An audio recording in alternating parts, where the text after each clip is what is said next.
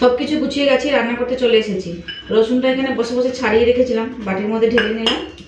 আর আজকে কী কী রান্না করছি বলুন তো? পাবদা মাছের ঝোল করব, সাথে করব চিংড়ি মাছ দিয়ে কুঁদরি বাটা, আলু ভাতে দেবো, আর করব কলমি শাক ভাজা। রসুন তো ছাড়িয়ে রাখলাম, আর পেঁয়াজও কেটে নিয়েছি। মানে মোটামুটি সব কিছু গুছিয়ে গেছে, রেডি করে নিয়েছি, শুধু খালি রান্নাবান্না করার বাকি আছে।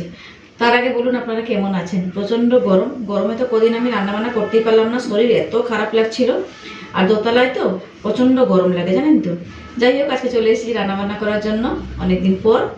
আপনারা কেমন আছেন এই গরমে অবশ্যই কিন্তু কমেন্টস করে জানাবেন। চলুন রান্নাবান্নাগুলো স্টার্ট করি। আর এই যে এখানে পাবদা মাছটা ধোয়াধুয়ি করে রেখেছি। এতগুলো মাছ রান্না করবো না, তিনজনে তিনটে নেব। ওটাকে কাঁচা লঙ্কা আর কালো জিরে ফোড়ন দিয়ে একটুখানি পাতলা ঝোল করবো।